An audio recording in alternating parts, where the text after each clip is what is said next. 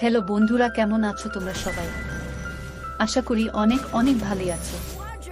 আর তোমাদের ভালোবাসায় আমি অনেক ভালো আছি, কারণ তোমরা আমাকে যে পরিমাণে ভালোবাসা দিয়েছো এবং সাপোর্ট দিয়েছো তা আমি কোনোদিন ভুলতে পারবো না। তাই তোমাদেরকে মজা দেওয়ার জন্য আবারও একটি নতুন গল্প নিয়ে হাজির হলাম, গল্পটি শোনার মতো। আশা করি তোমাদের দাঁড়িয়ে যাবে। আমার মাম্মি, আমি মা বলেই ডাকি। মায়ের নাম বিউটি রায়। তিনি 2 সন্তানের জননী। আমি বাপ্পা রায় ইন্টারমিডিয়েট এ পড়ছি, বয়স 20 বছর, ও আমার বড় বোন সোনিয়া রায়, বয়স 23 বছর, বেসরকারি একটা বিশ্ববিদ্যালয়ে ফ্যাশন ডিজাইনিং পড়ছে। আমরা বাংলাদেশেরই চট্টগ্রামের বাসিন্দা, কিন্তু আমাদের বাসায় আমাদের খুব কমই থাকা হয়। মায়ের ব্যবসাজনিত কারণে অধিকাংশ সময় ঢাকাতেই থাকা হয়। আমার মা একজন ডিভোর্সি নারী। প্রেমের বিয়ে হলেও আজ থেকে 15 বছর আগে আমার বাবা মায়ের ডিভোর্স হয়ে যায়। এর পেছনে আমার বাবারই দোষ বেশি ছিল। তিনি 1995 সাল থেকে দুবাই থাকেন। বাবা বিদেশ যাবার পর থেকে আমাদের খোঁজ খবর নেওয়া বন্ধ করে দেন। পরে আমরা জানতে পারি বাবা দুবাইতে শ্রীলঙ্কান একজন নারীকে বিয়ে করে নতুন সংসার গড়েছেন। বাবা মায়ের ডিভোর্স হবার পর মা আমাদের 2 ভাই বোনকে নিয়ে বেশ মানসিকভাবে ভেঙে পড়েন। প্রেম করে বিয়ে করার কারণে নানা বাড়ির দিক থেকেও মায়ের সম্পর্ক নষ্ট হয়ে যায়। এমন অবস্থায় সামাজিক ও আর্থিকভাবে নিজের একটা শক্ত অবস্থান গড়ে তোলা আমার মায়ের জন্য বিশাল চ্যালেঞ্জ হয়ে দাঁড়ায়। ঠিক এরকম অবস্থায় মায়ের পাশে এসে দাঁড়ায় আমার মায়ের আপন মামাতো ভাই। শুনেছি আমার মায়ের সেই কাজিন মামাতো ভাই ছোটবেলা থেকেই মাকে পছন্দ করতেন, কিন্তু হিন্দু সমাজে কাজিনদের মধ্যে বিবাহ নিয়ম বহির্ভূত হওয়ায় বিষয়টা আর আগায়নি। যাই হোক, মায়ের সেই মামাতো ভাই চট্টগ্রামেরই একজন প্রভাবশালী রাজনৈতিক ব্যক্তি। তিনি আমার মা বাবার ডিভোর্সের পর ওই হেল্পলেস অবস্থায় আমার মাকে ব্যবসা দাঁড় করাতে সাহায্য করেছিলেন এবং আজও মায়ের উপর বটবৃক্ষ হয়ে ছায়া দিয়ে যাচ্ছেন। বলে রাখি, এখন মায়ের চট্টগ্রাম ও ঢাকা শহরে 3টি বিউটি পার্লার আছে, একটি বুটিক হাউস আছে, আর পাশাপাশি একটা ট্যুরিজম এজেন্সি আছে। অন্য ব্যবসাগুলোতে মায়ের এতটা শ্রম দিতে হয় না, কিন্তু ট্যুরিজম এজেন্সির ব্যাপারে মাকে সবসময় অ্যাক্টিভ থাকতে হয়। আর মায়ের ট্যুরিজম এজেন্সির বিশেষত্ব হলো এখানে হাতে গোনা কয়েকজন দেশি এলিট ক্লায়েন্ট আছে, আর বাকি ক্লায়েন্টের বেশিরভাগই বিদেশি ট্যুরিস্ট ক্লায়েন্ট হিসাবে আসে। আমার মা মিসেস বিউটি রায় 46 বছর বয়সী একজন মডার্ন নারী। পামাথা পর্যন্ত ফর্সা, 5 ফিট 6 ইঞ্চি লম্বা, দেহের ভাঁজে ভাঁজে বেশ চর্বি জমে গেছে। আগেই বলেছি, আমার মা যথেষ্ট মডার্ন নারী। চুলগুলো পিঠ পর্যন্ত কাটা এবং সোনালি রং করা। বাসায় শুধু হাতা কাটা পাতলা সুতি কাপড়ের মেক্সি পরেন সবসময়, যার কারণে সবই আচ্ছা আজ করা যায়। মায়ের ট্যুরিস্ট ক্লায়েন্ট হিসাবে যারা আসে তাদের অনেকেরই ঘুরতে এসে নারী সঙ্গ ডিমান্ড করে। সত্যি বলতে মা নিজেই সেই কাজটা করেন। অল্প পরিশ্রমে, ভালো অর্থ আর একেবারে টপ প্রাইভেসি মেইনটেইন করে আমার মা এখন আমার বাবার চেয়েও ধনী। বলা যায় মায়ের ডিভোর্স প্রাপ্ত হবার পর একটা জিদ চেপে গেছিল, যে করেই হোক আমার বাবার চেয়ে সে বেশি সম্পদ অর্জন করবে। আর তারই বাস্তবায়ন এই সমস্ত ব্যবসা, parlour, boutique house, special service. আমি আর আমার বোন সবই জানি, কিন্তু আমরা কখনোই মায়ের এসব কর্মকাণ্ডে কিছু বলতে পারিনি, কারণ আজ আমরা যে লাইফস্টাইল লিড করতেছি তা সবই সম্ভব হয়েছে আমার মা বিউটি রায় এর কারণে। আমি 18 বছর বয়সে একদিন মায়ের শাড়ি পরার সময় দেখতে পাই। সেই থেকে আমার কল্পনার রানী আমার মা বিউটি রায়। মা যখন হাঁটে তখন ঢেউ খেলানো রূপ ধারণ করে থাকে। আর মায়ের আরেকটা ভালো অভ্যাস হলো উনি সবসময় পরিষ্কার পরিচ্ছন্ন থাকেন। এই ব্যবসাতে মায়ের পদার্পণ প্রায় 10 বছর হচ্ছে। আমি গত 6-7 বছর হলো জানতে পারলেও আমার দিদি আগাগোড়া সবই জানত। যখন আমার মা 3-4 দিনের জন্য বাড়ির বাইরে ট্যুরে যেত ট্যুরিস্টদের গাইড হিসেবে, তখন আমার দিদিকে সব জানিয়ে যেত, যেন কোনো সমস্যা না হয় আর নিজেদের মধ্যে ভুল বোঝাবুঝিও না হয়। যাই হোক, এভাবেই চলছিল সবকিছু। গত 2020 সালে একদিন বিকালে আমার এক ক্লোজ ফ্রেন্ড আকাশ আমাকে জরুরিভাবে ঢাকার একটা নামকরা রেস্টুরেন্টে ডেকে পাঠালো। আমিও কারণ জিজ্ঞেস করাতে বলল, এলেই বুঝতে পারবি। আমিও ওর কথা মতো ওর দেয়া ঠিকানাতে পৌঁছে গেলাম। তারপর সে আমাকে একটা কর্পোরেট পার্টির অনুষ্ঠানে নিয়ে গেল। তারপর আমি যা দেখলাম তা দেখার জন্য আমি প্রস্তুত ছিলাম না। আমি দেখলাম আমার মা সেখানে 2 জন বিদেশির সাথে অত্যন্ত ঘনিষ্ঠভাবে আড্ডা দিচ্ছে। আড্ডার ফাঁকে তারা লাল পানি খাচ্ছে। এর মধ্যে একজন 30-35 বছরের, অবশ্যই মায়ের চেয়ে বয়সে ছোট। আড্ডার ফাঁকে আমার মায়ের সাথে হাতের কাজ চালাচ্ছে। বিষয়টা আমার বন্ধু আরও 1 ঘন্টা আগে থেকে দূর থেকে তাদের ফলো করছে এবং এই জন্যই আমাকে ডেকেছে। আমি বন্ধুর চোখের দিকে তাকাতে পারছিলাম না লজ্জায়। এমন অবস্থায় আকাশ আমাকে স্বাভাবিক করবার জন্য বলল, এ সমস্ত বিষয় দেখে দুঃখ পাবার কিছু নেই বন্ধু। এখন জগতটাই এরকম, তাই দেখে সহ্য করতে পারলে মজা নিতে চেষ্টা করো, আর নইলে চলো এখান থেকে আমরা চলে যাই। বন্ধুর কথায় আমি কেমন যেন একটা আভাস পেলাম। যেহেতু আমি আগে থেকেই মায়ের প্রতি একটু লোভী ছিলাম, তাই নীরবে দাঁড়িয়ে একটা অরেঞ্জ জুস খেতে খেতে দেখতে থাকলাম। আমার নীরবতা দেখে আকাশ বলে উঠল, তুই এখন নিশ্চয় আমার সামনে ভীষণ লজ্জা পাচ্ছিস, কিন্তু আমিও এত ভালো মানুষ না। আমিও আমার মা ও মাসিকে এভাবে সুযোগ পেলেই দেখি, আর আমি প্রশ্ন করলাম আর কি? আকাশ উত্তর দিল, হাত দিয়ে নিজেকে সন্তুষ্ট করি। এবার আমিও একটু অভয় পেয়ে স্বীকার করলাম, আমিও তো একই রকম কাজ করি আরো 1 বছর আগে থেকে। আকাশ, তাহলে তুই লজ্জা পাচ্ছিস কেন? উপভোগ করতে চেষ্টা কর, আর এই জন্যই তো তোকে এখানে আনলাম। যাই হোক, সেদিন সন্ধ্যা পর্যন্ত থেকে আমি আর আকাশ রেস্টুরেন্টের ওয়াশরুমে গিয়ে হাত দিয়ে কাজ সেরে ফেললাম, আর এভাবেই আকাশের কাছে আমার সব গোপনীয়তা ভেঙে গেল। এরপর আমি বাসায় এসে দিদিকে আমার রুমে ডেকে এ ব্যাপারে কিছুটা বলতেই দিদি অকপটে স্বীকার করে নিল সে এ ব্যাপারে সব জানে অনেক আগে থেকেই। এমনকি দিদি আমাকে বুঝালো, শুধুমাত্র আমাদের বিলাসবহুল জীবনের নিশ্চয়তার জন্যই আমাদের মায়ের এই পথে পা বাড়ানো, তাই তাকে খারাপ ভাবাটা অন্তত আমাদের সাজে না। এর কিছুদিন পর আমি তখন নিয়মিত মাকে কল্পনা করছি। একদিন মা বাসায় নেই। বাসা থেকে বের হবার আগে মা একটা টাইট জিন্স আর টিস্যু কাপড়ের শার্ট পরে বের হয়েছে। জিন্সটা এতটাই চাপা যে প্রতিটি ভাঁজ স্পষ্ট বোঝা যাচ্ছে। দেখে আমি আর নিজেকে নিয়ন্ত্রণ করতে না পেরে আমার রুমের হাতের কাজ করছি। এমন অবস্থায় হঠাৎ দিদি আমার রুমে এসে হাজির। আমি একটু খতমত খেয়ে গেলাম।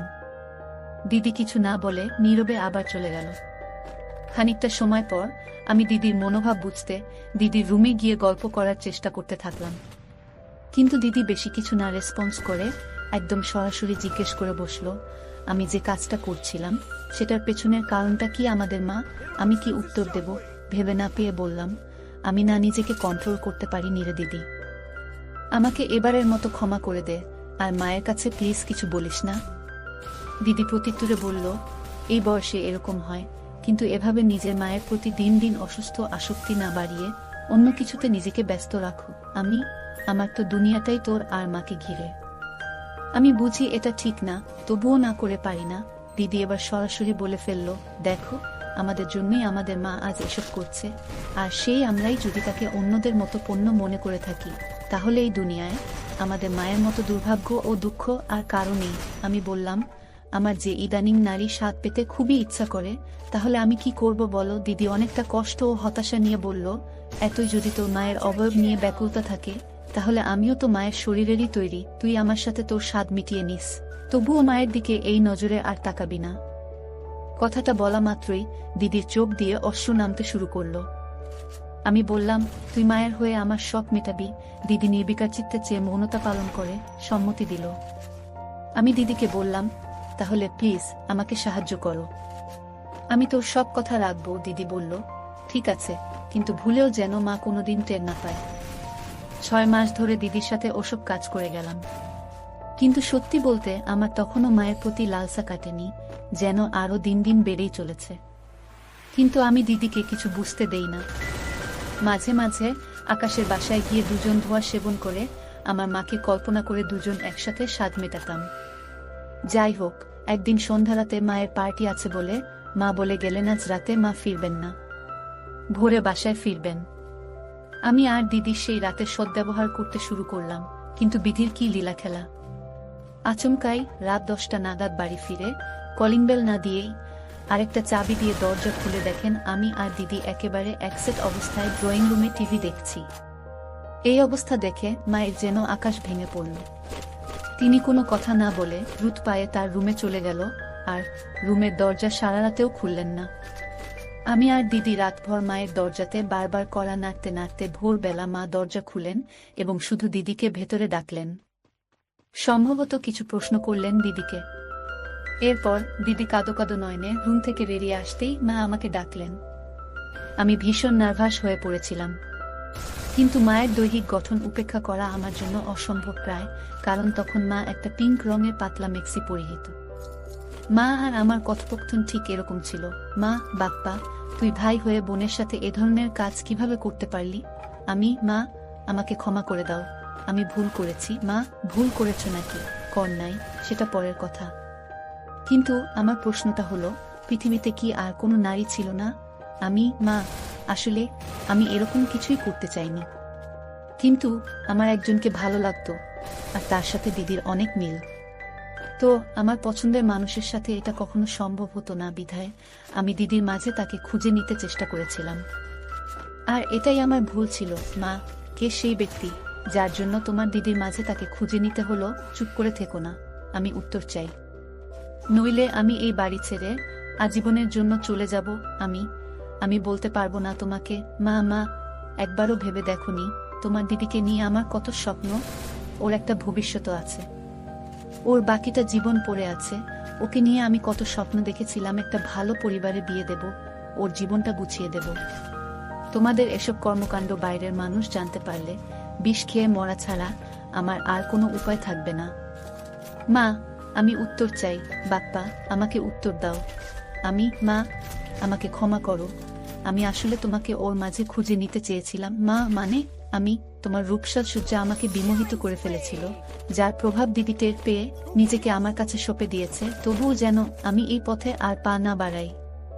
দিদির কোনো দোষ নেই মা, দোষ সব আমার। মা, কি তুমি আমার ছেলে? বাপ্পা, তুমি কি বলছো? বুঝতেছ? তুমি আমাকে আর 5টা মেয়ের সাথে ঘুলিয়ে ফেলেছ। আমি না তোমার জন্মদাত্রী? মা, আমাকেও তুমি এই দৃষ্টিতে দেখো। আমার ভুল হয়ে গেছে। মা, এবার ভগবানের দয়ায় নিজের বোনের ভবিষ্যতের কথা ভেবে এগুলো বন্ধ করো, নইলে ওকে বিয়ে দেয়া মুশকিল হয়ে যাবে। তাহলে আমি এই অভ্যাস ত্যাগ করব কি করে? মা, তুমি বলে দাও। মা, কতদিন ধরে এইসব কাজ করে চলেছ তোমরা? প্রায় 7-8 মাস। মা, তুমি যে ওকে প্রেগ করে দাওনি, এটাই কপাল। না মা, আমরা কোনোদিন কাউকে বুঝতে দিতাম না। মা, আমার দিব্যি কেটে বলো তো। বাপ্পা, তুমি কি আমাকে আর আমার মেয়েকে তোমার ওই কুদৃষ্টি থেকে মুক্তি দিতে পারবে? আমি একেবারেই নিশ্চুপ। মা, জীবনে আর কি কি পরীক্ষা দিতে হবে আমাকে কে জানে। আমি যদি আমার মেয়ের সতীর্থ ভিক্ষা চাই তোমার কাছে, তুমি কি এটুকু দয়া করতে পারবে আমাদের? কিন্তু মা, আমি যে ওগুলো ছাড়া একটা দিনও থাকতে পারি না। এতটাই অভ্যস্ত হয়ে গেছি, নেশাগ্রস্ত হয়ে যাবার চেয়ে কোনো অংশে কম না। মা, আমার মেয়েকে ছেড়ে দে বাবা, ওর ভবিষ্যৎটা নষ্ট করিস না। বিনিময়ে যা চাইবি আমি তোকে তাই দেব। আমি একটু ভয় নিয়ে বললাম, যদি আমি তোমাকে চাই, এর বিনিময়ে? মা, তুমি পারবে তোমার চাহিদা আমার সাথে পূরণ করতে, আর এতে কি আমার মেয়েটা তোমার থাবা থেকে নিস্তার পাবে? আমি চুপ করে দাঁড়িয়ে মায়ের মাথা থেকে পা দেখতে থাকলাম, আর মনের অজান্তেই হাসুচোখ ভঙ্গি দিয়ে ফেললাম।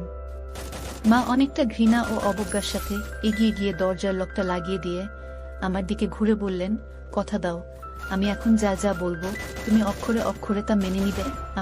বলো মা, আমি মেনে নিব। মা, এই যে এতক্ষণ আমি তোমাকে এতগুলো কথা বললাম, তা শুনেছ কিনা জানি না, কিন্তু তোমার মনোযোগ যে আমার দেহের দিকে, এটা সত্য।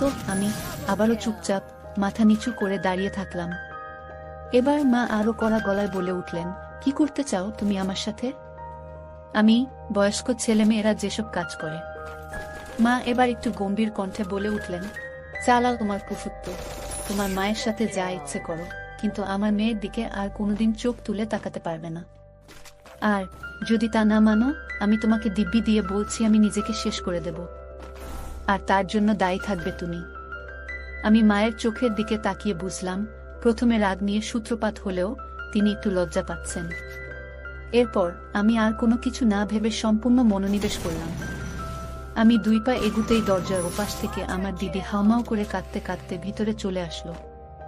দিদি বারবার অনুনয় করে আমাকে আর মাকে বলছে, সব দোষ আমার মা, আমার জন্য তুমি এত বড় ভুল করো না। তারপর দিদি আমাকে ধরে কাঁদতে কাঁদতে বলতে থাকলো, ভাই প্লিজ, তোর যা ইচ্ছে আমাকে দিতে মিটা, তবুও মায়ের সাথে এমন কিছু করিস না। এদিকে আমি দিদিকে বললাম, না দিদি, আমি মাকে কথা দিয়েছি, আমি তোর দিকে আর চোখ তুলেও তাকাবো না। মনে মনে আমি ভাবছি, আজকের এই সুযোগ আমার কোনোভাবেই হাতছাড়া করা যাবে না। দিদি তখনও ঘটনাস্থলে দাঁড়িয়ে হাউমাউ করে কেঁদে চলেছে।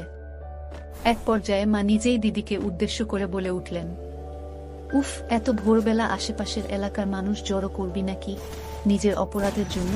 যদি এতই অনুতপ্ত বোধ হয় তাহলে তুই তো রুমে গিয়ে যা খুশি কর। সাথে সাথে আমার মাথায় একটা দুষ্টু বুদ্ধি খেলে গেল। যেহেতু দিদি আর আমার মাঝে গোপন কিছুই নেই, আর আমাদের মায়েরও দিদির সামনে কোনো রকম ইতস্তত বোধ দেখছি না, তাহলে দিদিকে আমাদের কর্মকাণ্ডের সাক্ষী বানিয়ে নেই। তাই আমি মাকে বললাম, মা, ভুলেও এখন দিদিকে একা ঘরে পাঠিও না। হঠাৎ যদি আত্মঘাতী কোনো ঘটনা ঘটিয়ে ফেলে। এটা শুনে সাথে সাথে দিদিকে উদ্দেশ্য করে মায়ের আদেশ, না খুকি, তুই কোথাও যেতে পারবি না। তুই এখন যা যা ঘটবে তা পুরোটা বসে দেখবি। নিজের ভাইয়ের সাথে পাপাচার করতে পেরেছ, আর তার প্রায়শ্চিত্ত করতে পারবে না, তা তো হবে না। এই কথা শুনে দিদি হতভাগা মায়ের রুমের সোফাতে চুপচাপ বসে সবকিছু অবলোকন করতে থাকল। মা যেন আমার প্রতিটি পদক্ষেপ সম্পর্কে আগে থেকেই অবগত। আমি দিদির দিকে তাকিয়ে দেখলাম, দিদি প্রথমে কান্নাকাটি করলেও এখন বোধ হয় অনুভূতি নেওয়া শুরু করেছে। দিদিকে বললাম, দিদি, আজ যদি আমি এখানে পুরোটা সম্পূর্ণ করি, তোর কোনো আপত্তি আছে? দিদি মাথা নাড়িয়ে না সূচক উত্তর দিল। কিন্তু আমি বুঝতে পারছি আমাদের কর্মকাণ্ড দেখে দিদিরও মনে খুব ইচ্ছা জেগেছে। তাই আমি লজ্জা শরম ত্যাগ করে মায়ের কাছে বিষয়টা উপস্থাপন করলাম এইভাবে যে, দেখো মা, তুমিও একজন নারী, দিদিও আরেকজন নারী। আমাদের কর্মকাণ্ডের ফলে দিদির ভেতরেও তো কোনো সুপ্ত ইচ্ছা জাগতে পারে। হ্যাঁ, আমি তোমার মেয়েকে স্পর্শ করব না, তোমাকে কথা দিয়েছি। কিন্তু ও নিজে থেকে যদি নিজের জ্বালা মিটিয়ে নিতে পারে তাহলে তো আমাদের কোনো আপত্তি থাকা উচিত নয়, তাই না? মা দিদির চোখের দিকে তাকিয়ে দেখে তার সারা মুখ লাল হয়ে গেছে। তাই মা দিদিকে উদ্দেশ্য করে বললেন, কেউ যদি নিজের ব্যাপার নিজে থেকে প্রকাশ না করে তবে তাতে কি আমাদের দায়? মানে মা দিদিকে পরোক্ষ অনুমতি দিলেন। কাজ শেষে মা একটু খোঁচা মেরে বলল, এই তাহলে বীর পুরুষের দম। এবার মা দিদির দিকে তাকিয়ে তার ছেলের সাথে বলল, এই মরদ নিয়ে আবার জ্বালা মেটাতে এত ব্যাকুলতা? কথাটা শুনে দিদি বরাবরের মতো সোফাতে নির্বিকার চিত্তে থাকলেও আমার খুবই আত্মসম্মান বোধে লাগলো। যাই হোক, সেই ভোরবেলা থেকে শুরু হওয়া আমাদের তিনজনের মানবিমান মায়াকান্না অবশেষে লীলা খেলার প্রাথমিক প্রবর্তনা রূপে সকাল ৮টার দিকে শেষ হলো। সেদিন সকাল ৮টায় প্রারম্ভিক সেশন শেষ করে আমি, দিদি আর আমার মা ওই অবস্থাতেই ঘুমিয়ে গিয়েছিলাম। আমার ঘুম ভাঙল দুপুর ২টায়। ঘুম ভেঙে দেখি দিদি স্নান করতে গেছে আর মা রান্নাঘরে কাজ করছেন। কিছুক্ষণ পর মা এসে বললেন, অনেক হয়েছে তামাশা, এবার স্নান করে খেয়ে আমাকে উদ্ধার কর। আমি, কেন মা, কোনো কাজ আছে নাকি? মা, বিকালে একটু তোর সঞ্জয় মামার অফিসে যেতে হবে। আজ তো তোর মামার জন্মদিন। আমি, শুধু কি তোমারই যাবার কথা নাকি অন্যদেরও যাবার কথা আছে? মা, কেন, তুই যাবি? চল না। তোর মামা কতবার করে তোকে আর তোর দিদিকে নিয়ে যেতে বলে। আমি, দিদিকে বলে দেখো, ও যদি না যায় তাহলে আর কি করার, আমি না হয় বডিগার্ড হিসেবে যাব তোমার সাথে। মা, শোনো না, তোর মামা তো তোর দিদির জন্য একটা পাত্রের প্রস্তাব নিয়ে এসেছে। আমাকে এখনো পুরোটা জানায়নি, কিন্তু বলেছে পাত্রটা সব দিক থেকে ভালো, কিন্তু সমস্যা একটাই, বয়সটা একটু বেশি। আমি, যার জন্য পাত্র দেখছো তাকে জিজ্ঞেস করেই দেখো তার মতামত কি।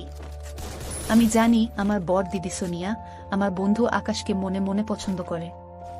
আকাশও দিদিকে বেশ পছন্দ করে। টুকটাক প্রাথমিক পর্যায়ে প্রেমও চলছে ওদের মাঝে। যদিও আকাশ আর আমি সমবয়সী, তার মানে আকাশ দিদির চেয়ে ৩ বছরের ছোট। আকাশের পরিবার যথেষ্ট অভিজাত হলেও শুধুমাত্র বয়সের কারণে বিষয়টা আলোর দিশে পাচ্ছে না। মা, তোর দিদি তো কিছু বলে না?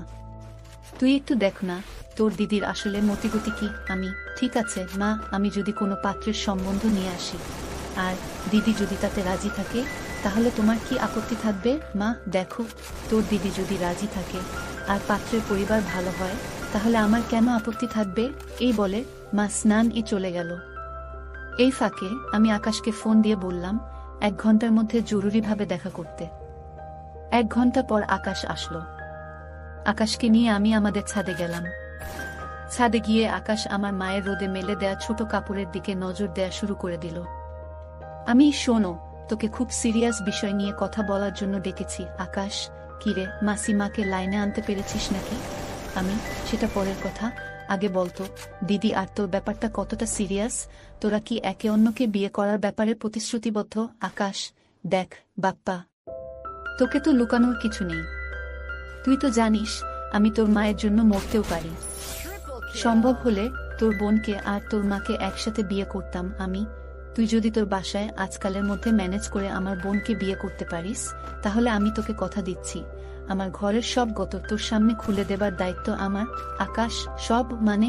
মাসিমাও আমি ধরে নে তাই। তবে ধৈর্য রাখতে হবে আকাশ।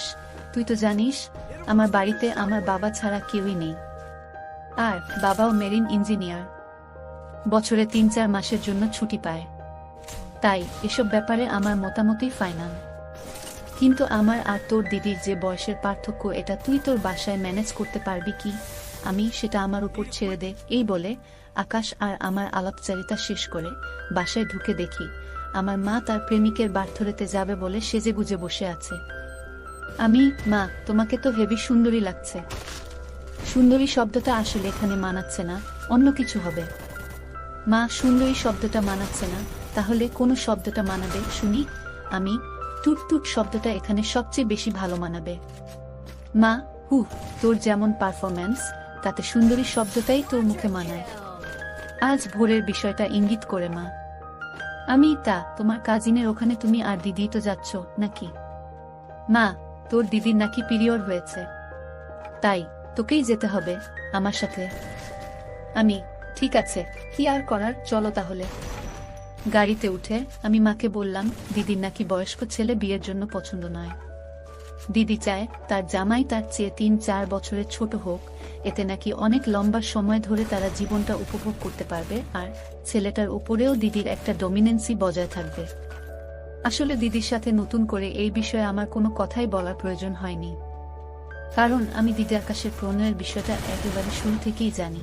মা, তা না হয় ওর কথা মানলাম, কিন্তু এরকম বয়সের পার্থক্য এবং ভালো ফ্যামিলির ছেলে কোথায় পাই বলতো? আমি, তুমি অভয় দিলে আমি একজনের কথা বলতে পারি। মা, বল দেখি। আমি, আমার বন্ধু আকাশকে তো চেনো, ওর পরিবারের ব্যাপারেও আমাদের নতুন করে জানবার মতো কিছু কি আছে? আর দিদিও দেখেছি আকাশকে বেশ পছন্দ করে। মা, কিন্তু আকাশের বাবা কি মানবে?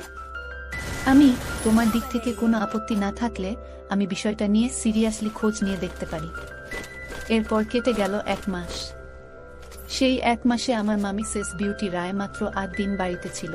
বাকি দিনগুলো ২ জন জাপানিজ ক্লায়েন্টের সাথে কাটিয়ে বেশ ভালো টাকা কামিয়ে এনেছেন। আজ আকাশ ও দিদির বিয়ে হলো। দুজনেই বেশ খুশি। আকাশ একটু বেশি খুশি, যেটা আমি শুধু জানি আজ দিদি আর আকাশের ফুলসজ্জার রাত। এই সুযোগে আমিও মায়ের কাছে দাবি করেছি, দেখো মা, আমি আমার কথা রেখেছি। তোমার মেয়ের বিয়ের চিন্তাও তোমার আর নেই। এবার আমাকে তোমার সবটুকু মধু খেতে দিতে হবে। মা, তাই বলে মেয়ের ফুলসজ্জার রাতেই তোর আমার ফুলসজ্জা হবে? জামাই বাবা যদি কিছু টের পেয়ে যায় তাহলে? বন্ধুরা, ভিডিওটি বড় হয়ে যাওয়ার কারণে গল্পের বাকি অংশ অন্য ভিডিওতে দেওয়া হবে। সবাই সাথে থাকো।